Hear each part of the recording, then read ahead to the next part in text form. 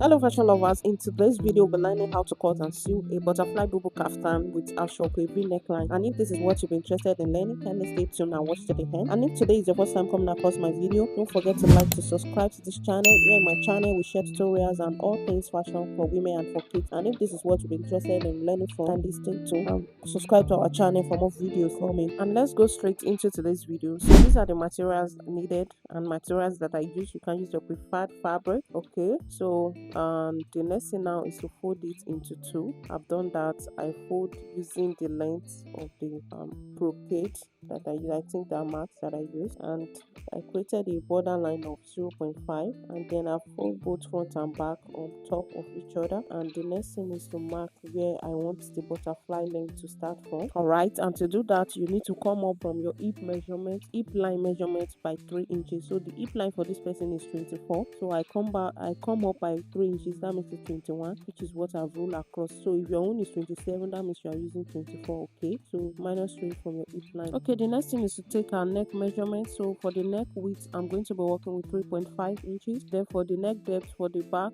I'm going to mark 2 inches for the back neckline. Then I'll connect the four first.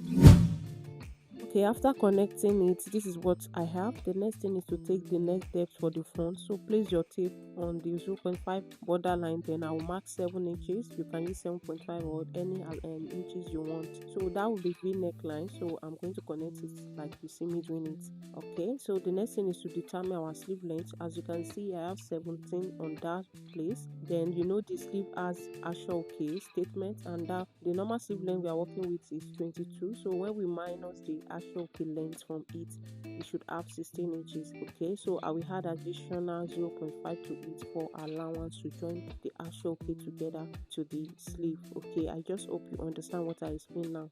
16.5, I'm going to mark it, and the Aso Oke have been removed from the exact length, which is 22 inches initially. Okay, so I'll take the same measurement to the down parts that we measure initially. I just hope you understand. So I'm going to connect it straight like this, and the next thing is to take our hip measurement divided by 4. So whatever we have, I think is 11 inches or 10.75, I'll mark it, then add 3 inches east to it, then 1 inch for sewing allowance. So you can either add 2 inches or 3 inches depending on how wide you want it to be. Then we are going to connect what we have there to the hem. So the same measurement, we will take it to the hem as well. I think we have 14 thereabout, so I'm going to measure it and take it to the hem line as well.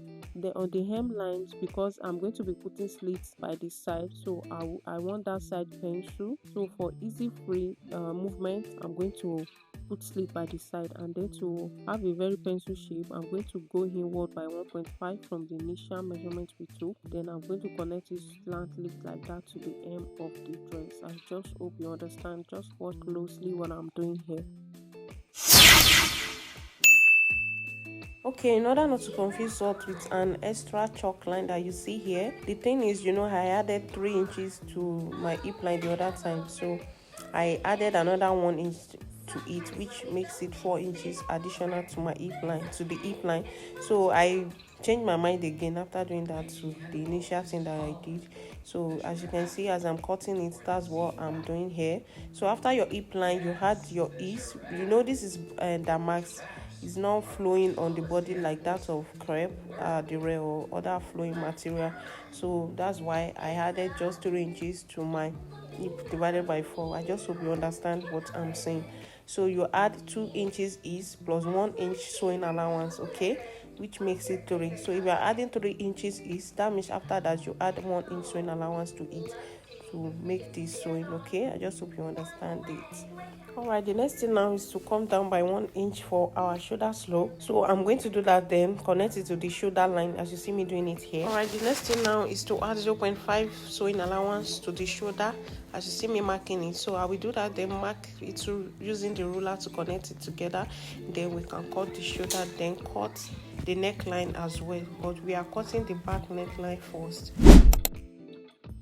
The next thing is to separate the back from the front. Okay, so this is what it looks like after I've done that. And the next thing now is to cut our facing. So I'm going to fold another piece of fabric into two, and you see me doing it. then place the neck, the back neckline on it, then use my pin to hold it in place as you see me doing it. Then I'll cut the neckline. Right, after cutting the neckline, the next thing now is to remove the piece as you see me doing it. Then take measurements of 4.5 around the circle of the neckline as you see me doing it. Then I'll connect the lines together, then cut it out as in our facing. So the next thing, I'm cutting the same thing using the front neckline as well. So we'll cut the facing using the neckline, then cut the shoulder as well. Take the same 4.5 we did for the front, for the back, then connect it like that. And the next thing now is to go join our facing to the neckline. Join our facing, I believe we can do that. Just put the facing right on both neckline. Join it using 0.5 inches allowance. Then the edges of the facing, you can either fold it and sew it down by 0.25, just like the way I did mine, or you weave it one. Okay, I just hope you understand. But in mine, I just fold it by 0.25,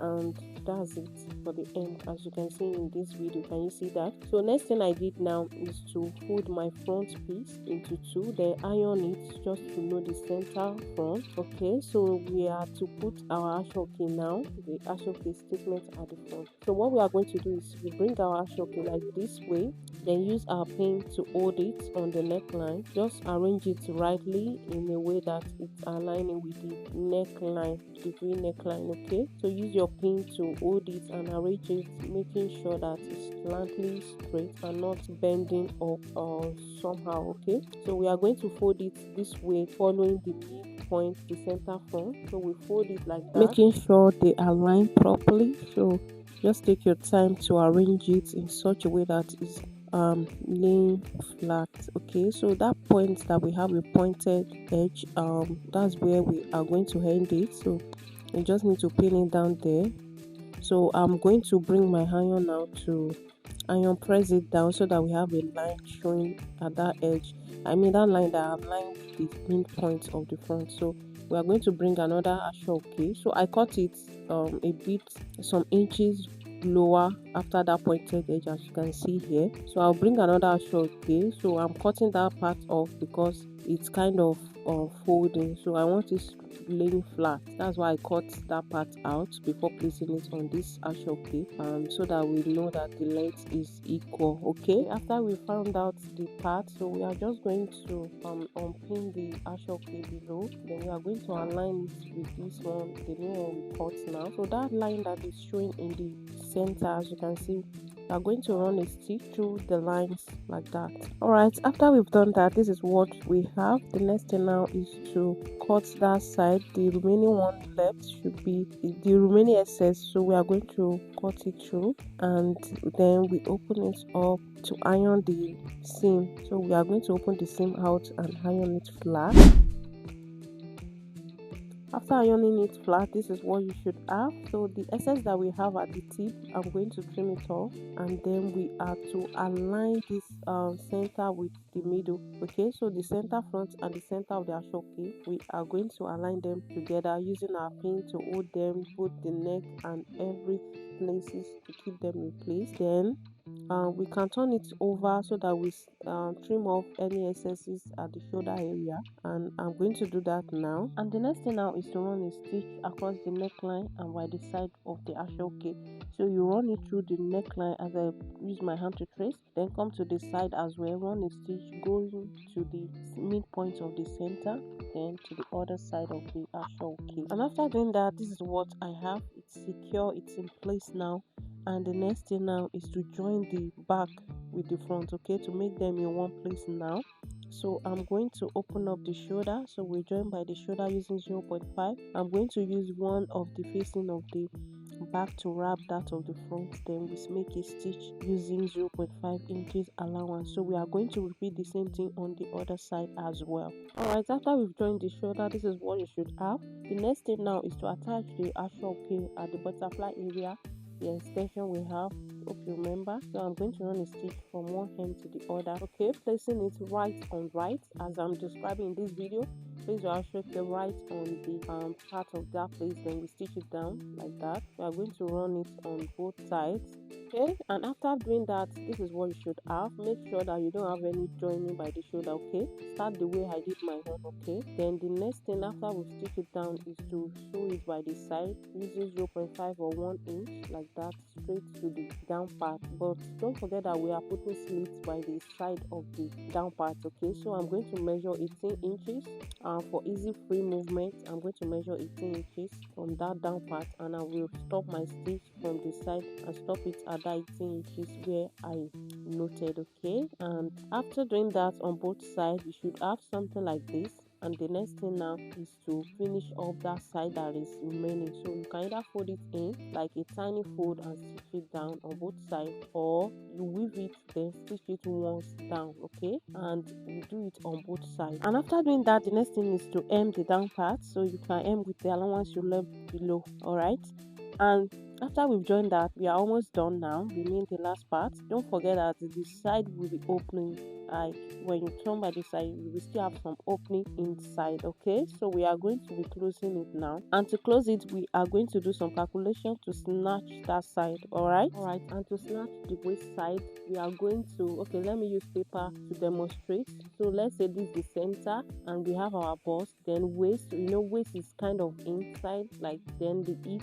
So we are going to create a shape like this. Okay, so let's go to our fabric now. So the first thing is to lay it flat like this. Then we because this fabric is thick, which is why I use my pin to hold it in place so that I don't miss the calculation. So I'll place my tape on that apex area, then mark my bust point. So the bust point plus 1 inch is what I marked there, which is 12 inches. You can do that as well. I mark 12 inches down, then place my tape at the center to mark my bust divided by 4. So your bust divided by 4 plus 1 inch extra, that is 1 inch for each. So for this person is 11 inches, which is what I marked there. I will also transfer the same measurement to the other side, making sure they are aligned. Okay, so I'll mark it at the second part of it. Alright, after doing that, the next thing now is to place our tape again and mark our waistline. So we place our tape again on the center, aligning with the waistline that we mark. We measure our waist divided by 4 plus 1 inch each. We also repeat the same at the